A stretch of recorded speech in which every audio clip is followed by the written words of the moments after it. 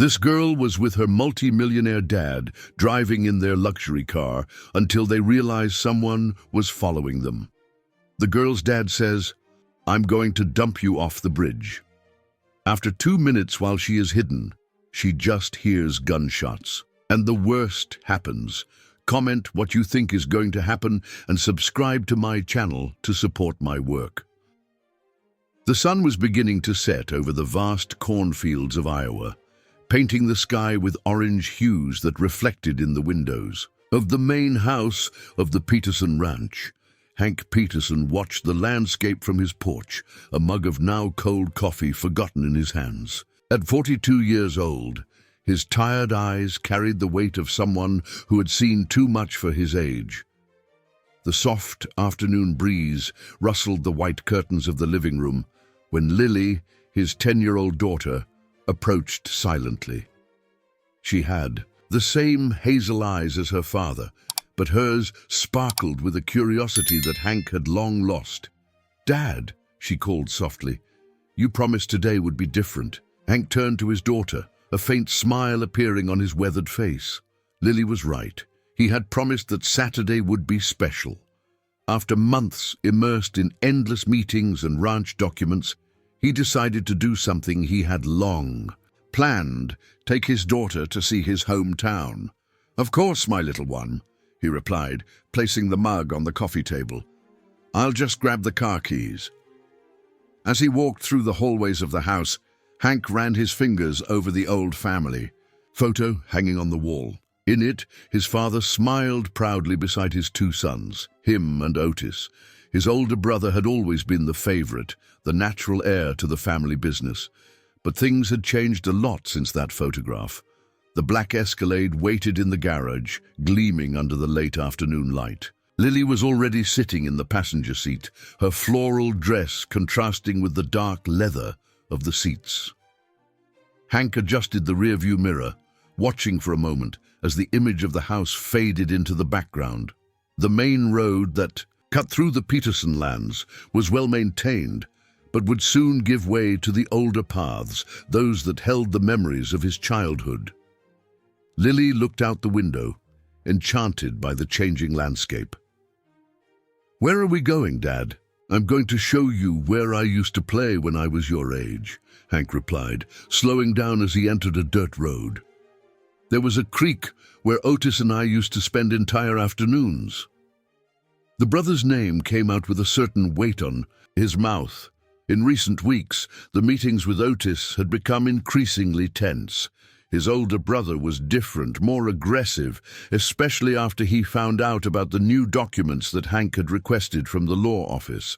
The son was almost completely hidden when Hank noticed something strange in the rearview mirror. A dark pickup truck was approaching rapidly, its headlights cutting through the twilight.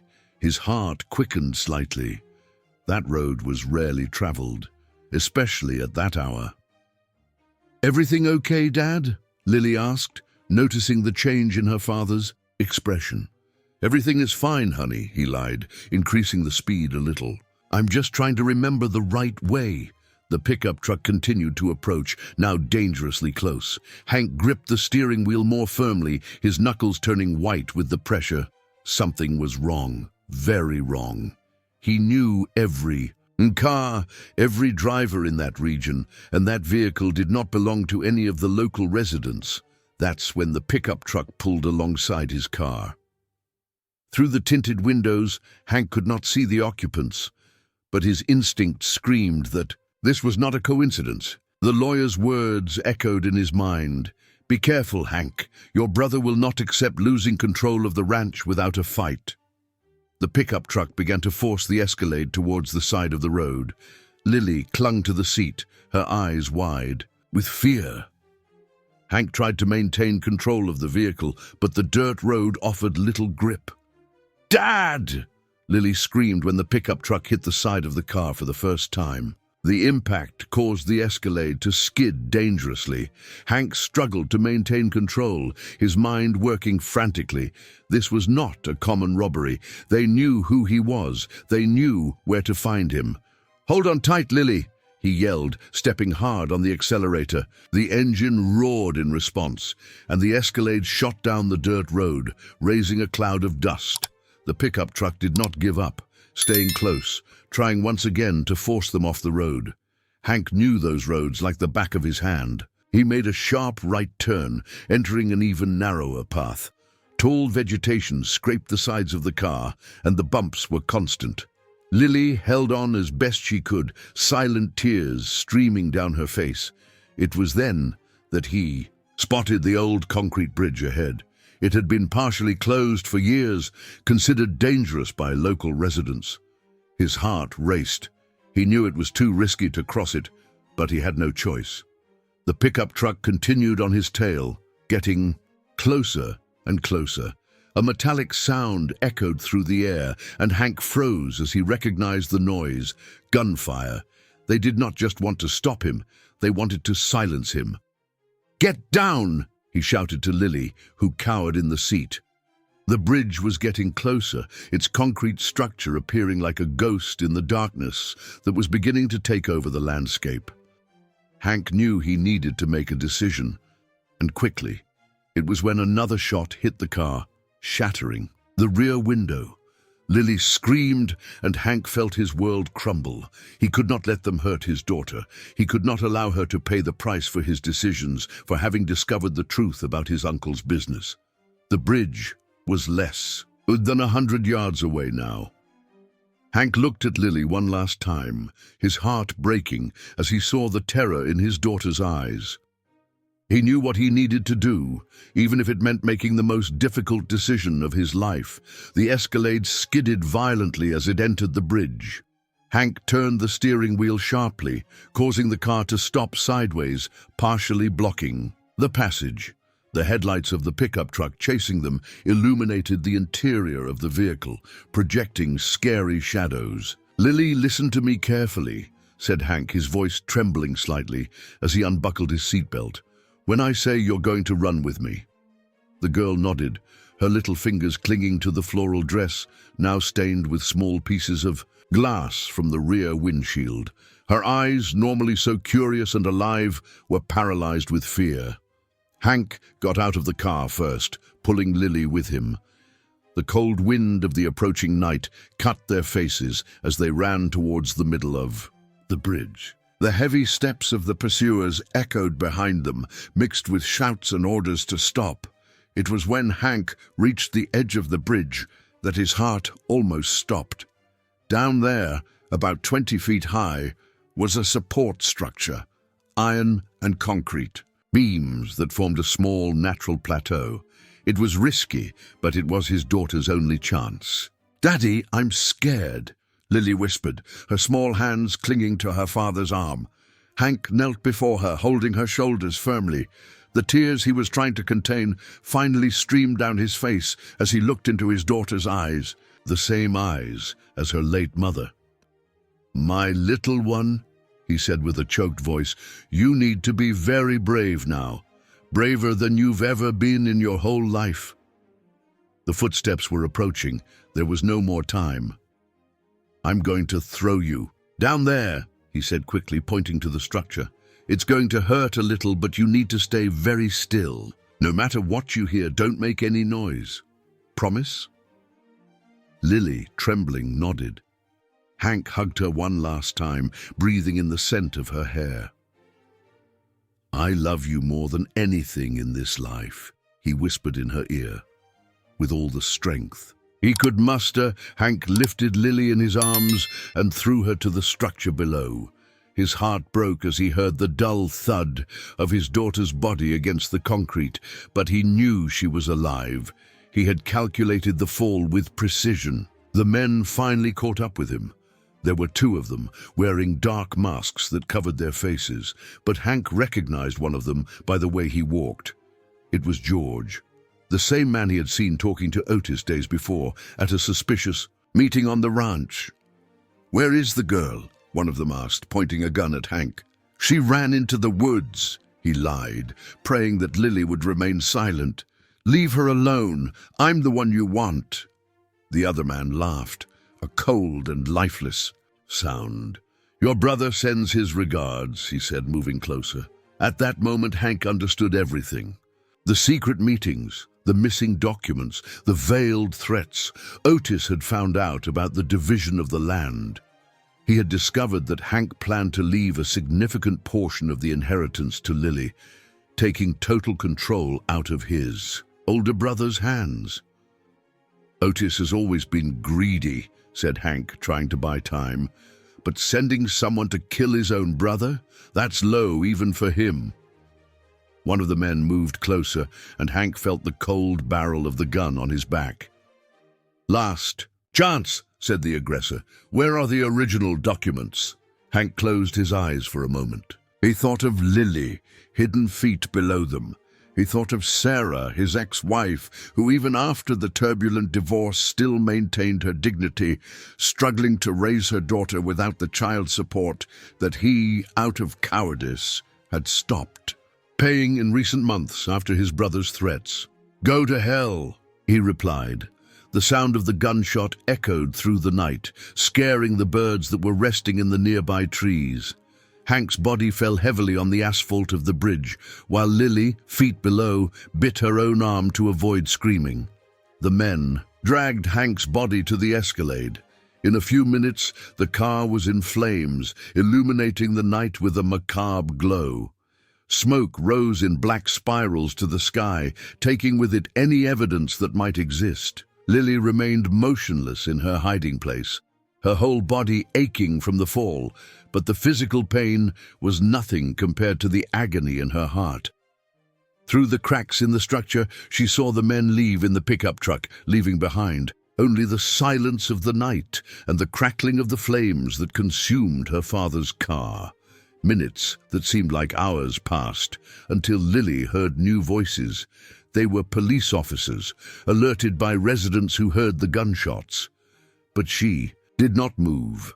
Her father's last order echoed in her mind: remain silent no matter what happened.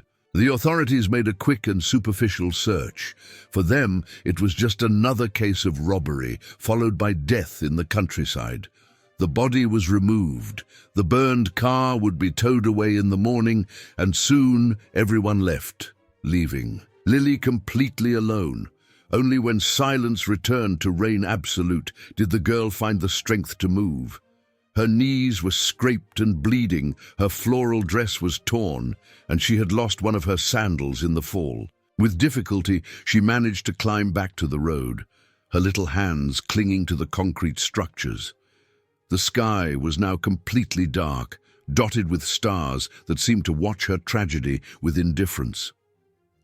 Lily began to walk barefoot down the dirt road, her steps guided only by the moonlight. She did not know exactly where to go, but she knew she could not stay there. Each step was a torture, her feet hurt by the gravel road, her whole body aching from the fall, and her heart. Her heart seemed to have been torn from her chest. Tears ran silently down her face as she walked, remembering her father's last embrace, the warmth of his arms, the scent of his neck. It was then that she heard the sound of wooden wheels creaking on the road. An old farmer in his wagon appeared on the curve, his eyes widening as he saw the small, wounded figure in the middle of the road. The man, an old man with gray hair and a face marked by the sun, stopped immediately. "My God, girl, what happened to you?" Lily opened her mouth to answer, but no sound came out. All the horror of that night seemed to have stolen her voice. The farmer, realizing her condition, asked no more questions. Carefully, he helped her into the wagon. "I'll take you home," he said gently. "Can you tell me where you live?" With great effort, Lily managed to whisper her mother's address. It was the only safe place she could think of at that moment. The man nodded and drove the wagon down the dark road, while Lily huddled among the sacks of groceries, trembling not only from the cold, but from a fear that seemed to have settled permanently in her bones. What she did not know was that that terrible night was just the beginning. Soon she would discover that the world of adults was much crueler and more complex than she had ever imagined, and that her father's death was just the tip of a tangle of secrets that would begin to unravel. Sarah was sitting in her small living room, her eyes fixed on the wall clock that marked almost 10 o'clock at night. The old fan spun lazily, spreading the hot air of Iowa. Her fingers drummed nervously on the kitchen table where a mug of now-cold coffee rested forgotten. At 38 years old, Sarah carried on her face the marks of a life of hard work. Since the divorce, almost a year ago, her routine was reduced to waking up before the sun to clean houses and take care of children from the wealthiest families in the region. Money was tight, especially after Hank, her ex-husband, inexplicably stopped paying Lily's child support. The sound of wheels on the dirt road made her heart jump. She got up quickly, adjusting the simple dress she was wearing. Not many wagons passed at that hour, and something in her mother's heart told her she needed to check. When she opened the front door, the sight made her stagger. There, being carried by a kind-looking old man, was her daughter, but not the Lily she knew.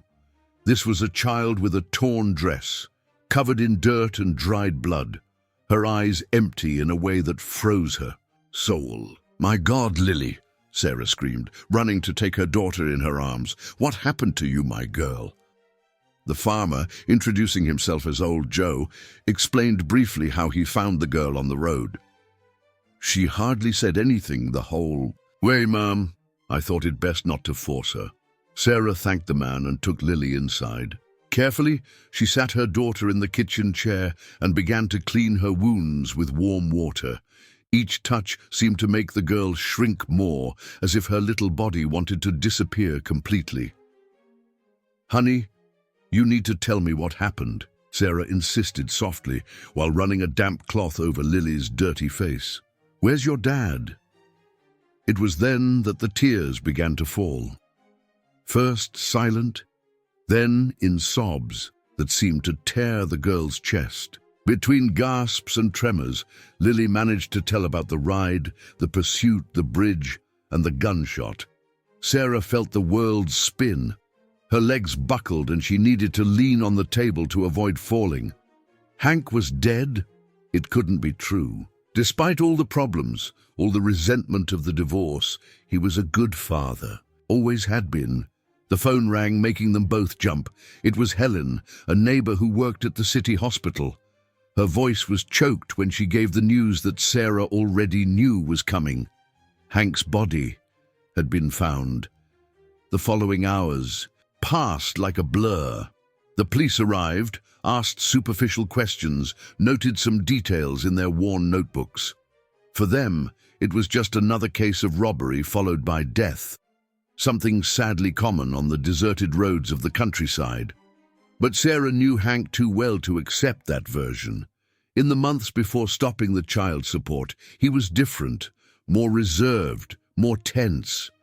Sometimes when he came to pick up Lily, he seemed to want to say something important, but always restrained himself at the last moment. The next morning, while Lily was finally asleep, sedated by a tranquilizer prescribed by the family doctor, Sarah received a call that left her even more intrigued. It was Mrs. Mabel, a lady who had worked for years as a cook at the Peterson ranch. "Mrs. Peterson," the lady whispered on the phone, as if she feared being heard, "there's something very wrong going on here. Mr. Hank's wake will be closed, just for the family, and Mr. Otis, he doesn't even seem sad. He's been in the office since early, messing with papers, making calls." Sarah thanked the information and hung up the phone, her mind working frantically.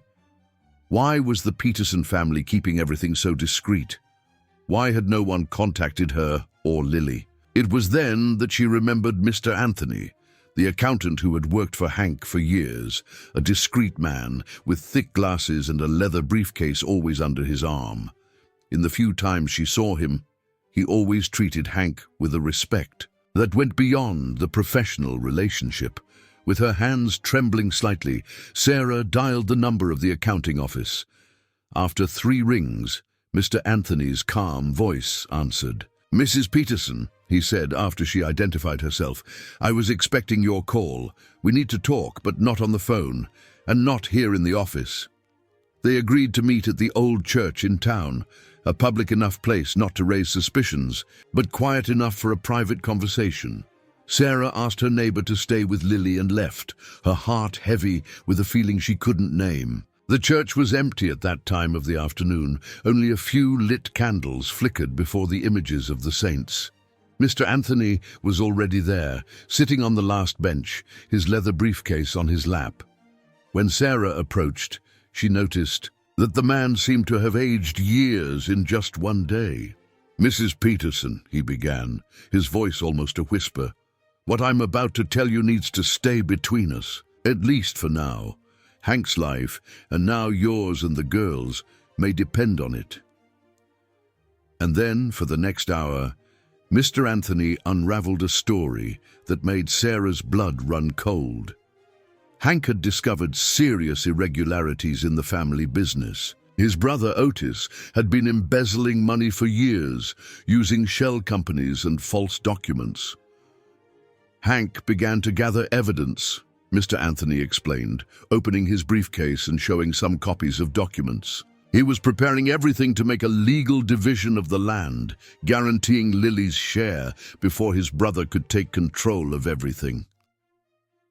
Sarah looked at the papers, her vision blurred by the tears she was trying to contain. Now, she understood why Hank had stopped paying the child support. It wasn't out of malice or neglect, but out of fear. He was trying to protect them, keeping them away from Otis's eyes. "There's one more thing," Mr. Anthony said, hesitant. "Last week, Hank sent me some audios. He was scared, said he had discovered something even worse about his brother. Something that went beyond the embezzlement, but he didn't get to tell me what it was." The church bell rang, marking 4 o'clock in the afternoon. Sarah got up, her legs shaky. "What do we do now?" she asked, her voice trembling. "For now, nothing," Mr. Anthony replied, putting away the documents. "Otis is powerful. He has connections. We need to be smart. I'll continue investigating discreetly. You take care of Lily. She is the rightful heir to a significant portion of the land, even if Otis tries to deny it." Sarah returned home that afternoon with more questions than answers. She found Lily awake, sitting on the porch, her eyes lost on the horizon. She hugged her daughter tightly, silently promising that she would do anything to protect her.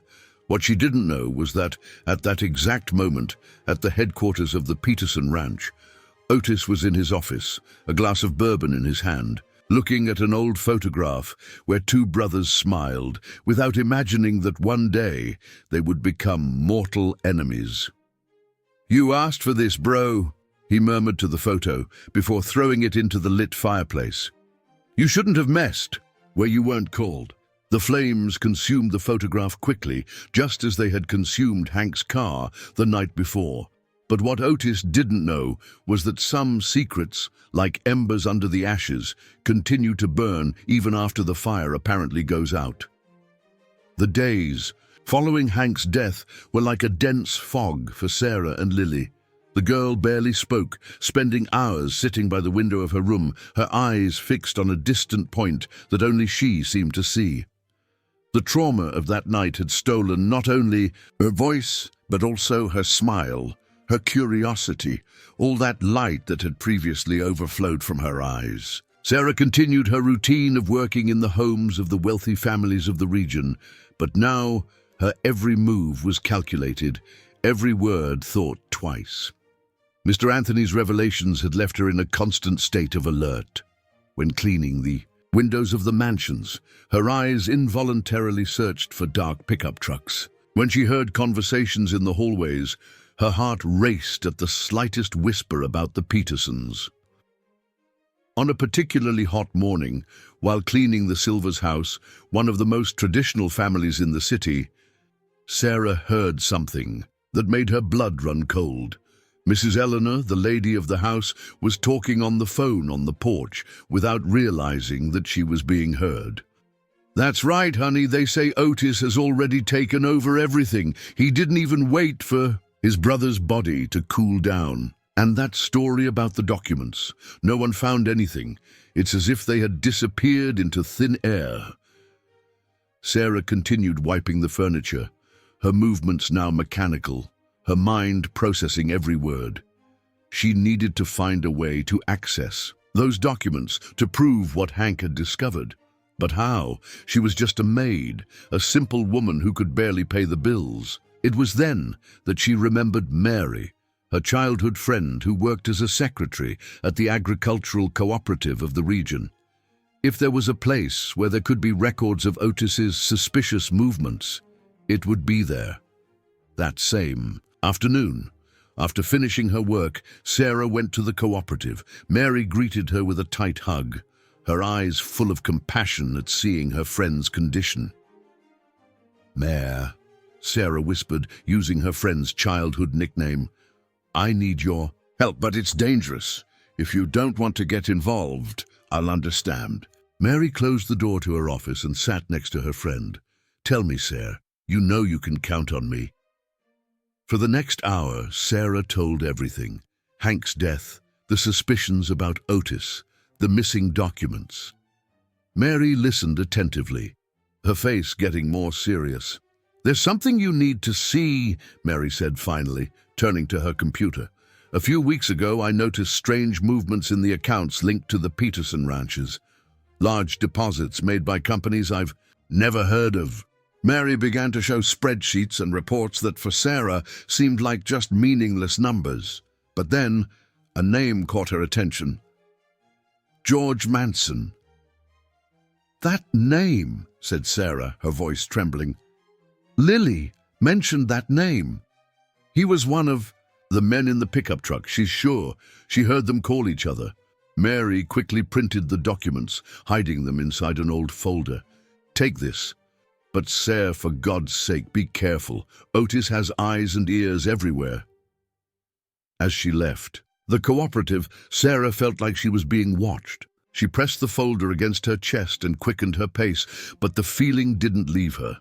As she turned a corner, she saw in the reflection of a window a black car was slowly following her. Her heart raced.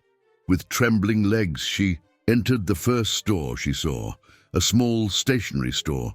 The lady behind the counter must have noticed her state of panic as she immediately led her to the back of the store. "There's an exit through the back, honey," the lady said, pointing to a narrow door. "It leads to the alley. Go with God." Sarah managed to shake off her pursuers, but that incident was just the beginning. In the days that followed, she noticed strange cars passing frequently in front of her house. Sometimes, when she answered the phone, she only heard silence on the other end of the line. At home, Lily remained in her world of silence. The school had suggested that she talk to Mrs. Clare, the volunteer psychologist who attended students with difficulties. At first, Sarah hesitated. She didn't want to expose her daughter even more. But seeing the girl's condition worsening day after day, she decided to try. Mrs. Clare was a lady with grey hair and a gentle smile. In the first session, she didn't force Lily to talk. She just let the girl draw. And Lily's drawings were always the same: a bridge, a car on fire, two dark figures. "Your daughter is facing a deep trauma," Mrs. Clare explained to Sarah after a few sessions. "But there's something more. She's not just scared, she's feeling guilty." "Guilty?" asked Sarah, confused. "Yes. In her child's mind, she believes she should have done something to save her father. It's a huge weight for someone so small to carry." The psychologist's words hit Sarah like a punch. She also carried her own guilt for not having noticed the signs before, for not having questioned when Hank stopped paying the child support, for not having been there to protect her daughter. It was in one of these sessions with Mrs. Clare that Lily finally broke her silence. It happened when the psychologist showed her a family photo that was on her table. "This is my family," Mrs. Clare explained. "Sometimes, when I'm sad, looking at them helps me to be strong." Lily touched the photograph with her small fingers, and then, for the first time in weeks, her voice emerged, small and trembling. "I wish I had been stronger that night." Sarah, who was waiting outside the room, heard those words and had to hold back from running in. Her mother's heart screamed to hug her daughter, to say that none of that was her fault, that she had been stronger than any adult could be. But Mrs. Clare signaled for her to wait. And then, word by word, between tears and sobs, Lily began to tell everything that happened that night. Every detail, every sound, every movement. Her child's memory had kept everything with a frightening clarity. "They talked about papers," said Lily at one point, "about a safe on the ranch. Daddy wouldn't say where the key was." Sarah felt her heart race. The key to the safe. That's where Hank must have kept the evidence against Otis. But where would that key be? That night, after Lily finally fell asleep, Sarah sat at the small kitchen table and spread out all the documents she had obtained. The cooperative's spreadsheets showed a clear pattern of embezzlement. The name of George Manson appeared several times, always linked to large transfers to out-of-state accounts. But something was still missing, some concrete proof that directly linked Otis to the crimes. Without that, it would be her word against that of one of the most powerful men in the region. It was then that her gaze fell on a small, crumpled receipt at the bottom of her purse. It was from the last time Hank had picked up Lily, a few weeks before his death. He had bought an ice cream for his daughter at Old Man Manny's ice cream shop. Sarah took the paper with trembling hands. She remembered that day. Hank was strange, more nervous than usual. He had insisted on paying for the ice cream with cash, even though he had a card. And then, "My God," Sarah whispered, the memory coming back like a lightning bolt. After paying for the ice cream, Hank had bent down to tie Lily's shoelace, but he wasn't really tying anything. He was... Sarah ran to her daughter's room. There, in the back of the closet, was the pair of sneakers that Lily wore that day. The same one she hadn't worn since her father's death. With her heart pounding, Sarah took the right sneaker and turned it upside down. Her fingers found a small bulge in the sole. Carefully, she managed to loosen a piece of the rubberized material, and there it was, a small silver key, hidden so carefully that only someone who knew exactly where to look could find it. But before she could fully process her discovery, she heard a noise coming from the street. Through the bedroom window, she saw the same dark pickup truck that had followed her days before, now parked in front of her house. Sarah felt the blood run cold in her veins. With quick and silent movements, she put the key in her dress pocket and picked up Lily, who was sleeping deeply in her arms. The girl just stirred slightly without waking up. Years of hard work had given Sarah a strength that many would not suspect in her slim body. She went out through the back of the house, crossing the small backyard where she grew her herbs and spices. Her heart was beating so hard that it felt like it was going to explode.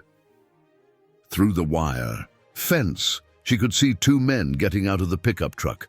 She recognized one of them from the description Lily had given. It was George, one of Hank's killers. With Lily in her arms, Sarah walked crouched among the plants in the backyard until she reached the back fence. There was a small passage, known only by the oldest residents of the neighborhood, which led directly to the backyard of Mrs. Zelda, her neighbor of so many years. Mrs. Zelda, a 70-year-old lady whom everyone considered half-deaf and confused, actually had sharper eyes and ears than many young people.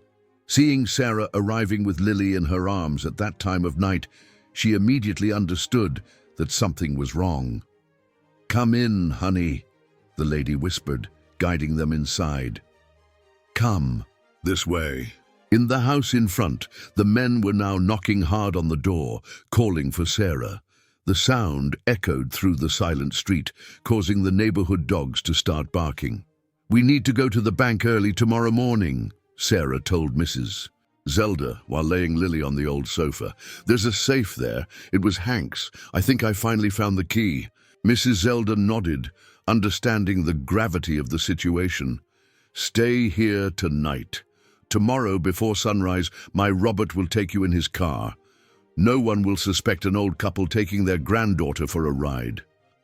That was one of the longest nights of Sarah's life. Lying next to her daughter on the narrow sofa, she listened to the men still prowling the street, the sound of their heavy steps, sometimes approaching dangerously close to Mrs. Zelda's house. When the first rays of sun began to tint the sky, Mr. Bob, Mrs. Zelda's husband, already had the car ready. It was an old Impala with faded paint, the kind of vehicle that no one would look twice at. "I'll go to the bus station first," the man explained, helping Sarah settle Lily in the back seat. "Then I'll go around and go to the bank another way. This way we shake off anyone who's watching." The plan worked. When they arrived at the bank shortly after 7 in the morning, there was no sign of the pickup truck or Otis's men. Sarah entered carrying Lily, who had woken up confused but remained silent. "I need to access Hank Peterson's safe," she told the manager, a bald man with small glasses. "I have the key here."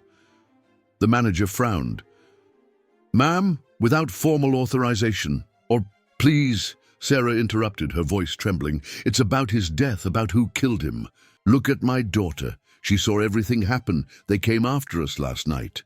Something in the urgency of her voice, or perhaps Lily's frightened look, made the manager hesitate. After a moment of silence, he sighed deeply. "Follow me," he said, leading them to the vault room. Hank's safe was small, those that people normally use to store jewelry or important documents. When Sarah inserted the key, her hands trembled so much that she could barely turn it. Inside, there was a brown folder, some envelopes, and a small metal box. But it was a flash drive attached to a lanyard that caught Sarah's attention. There was a label stuck to it with a single word: truth. "Can I use a computer?" she asked the manager. The man nodded, leading them to his private room. When Sarah inserted the flash drive, a folder opened automatically. Inside there were dozens of files, photos, scanned documents, spreadsheets, and, most importantly, a series of audio recordings.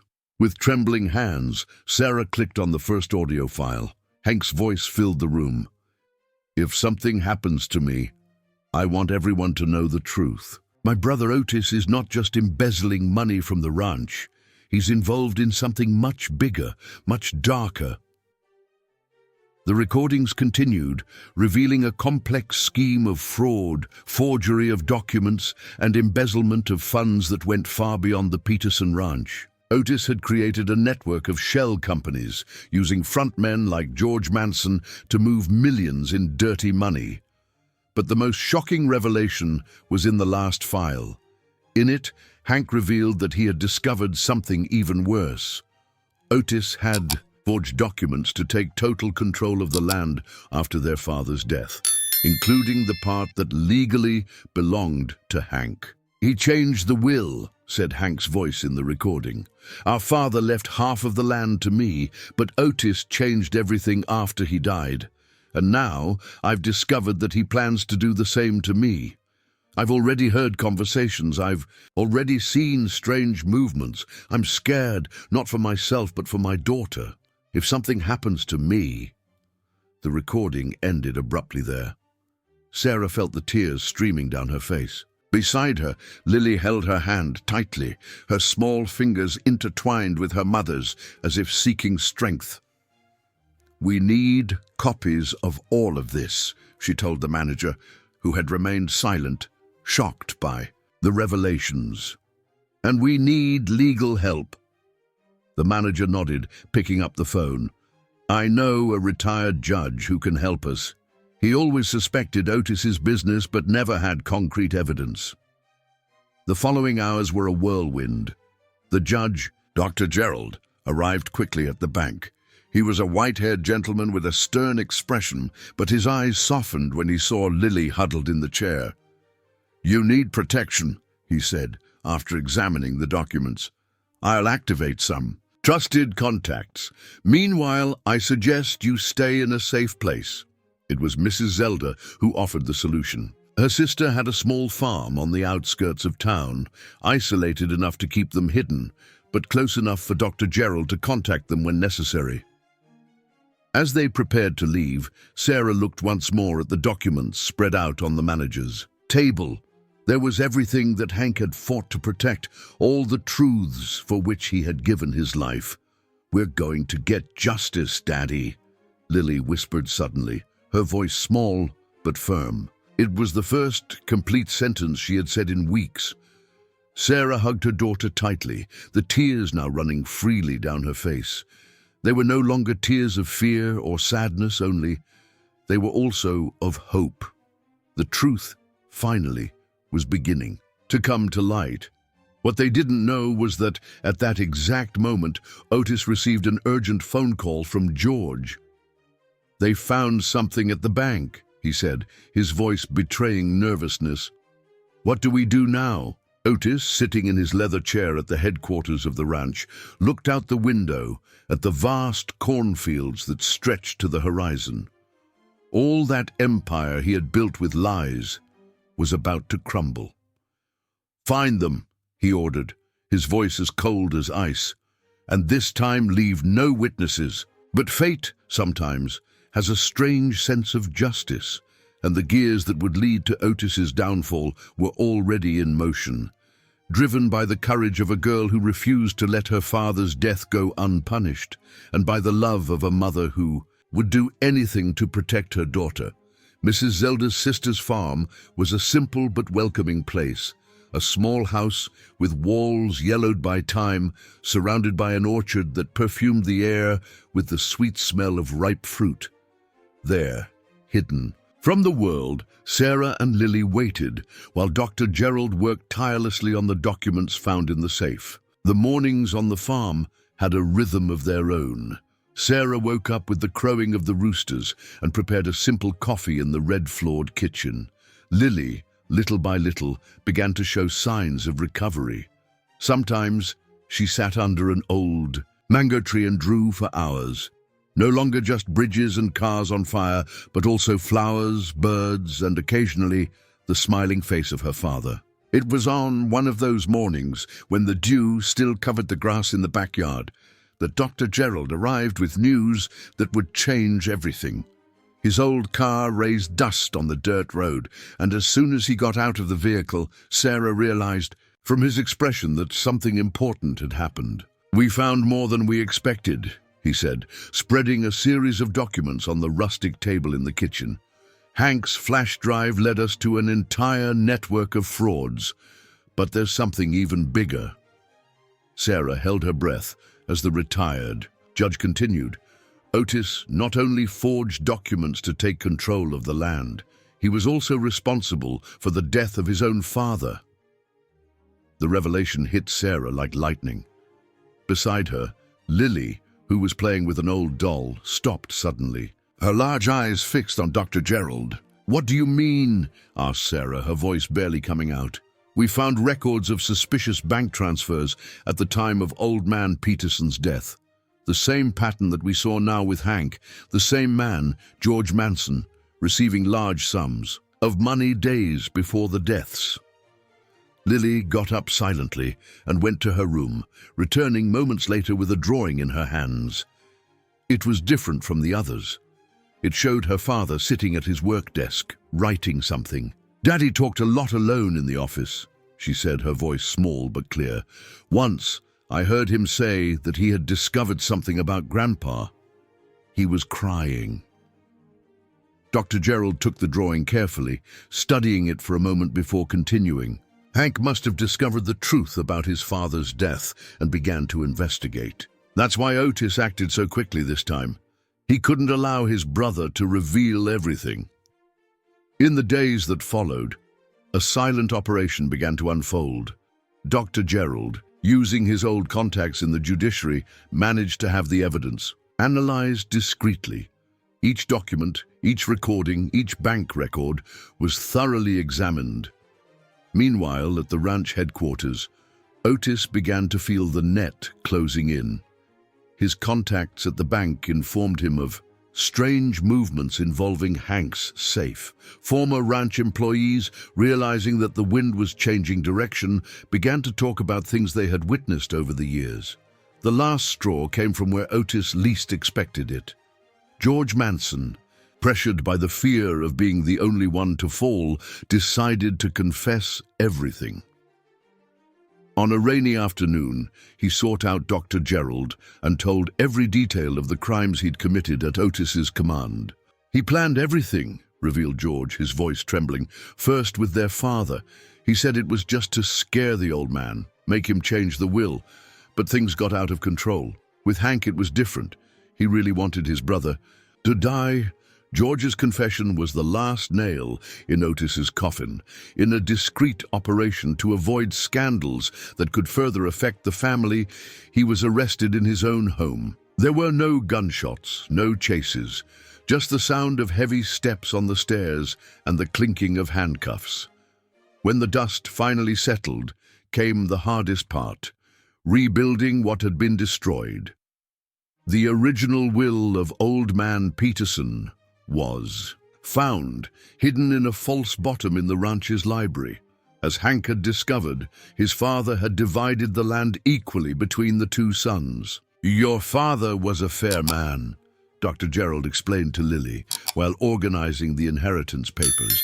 "He wanted you to have a secure future, and now, thanks to his courage, you have."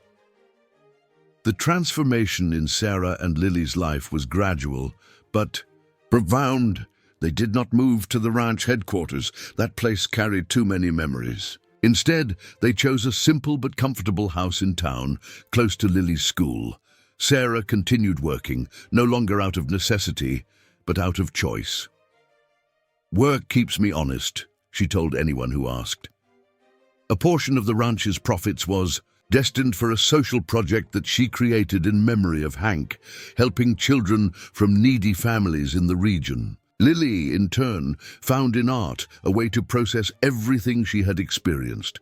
Her drawings, once dark and scary, were transformed into colors and shapes that told stories of hope.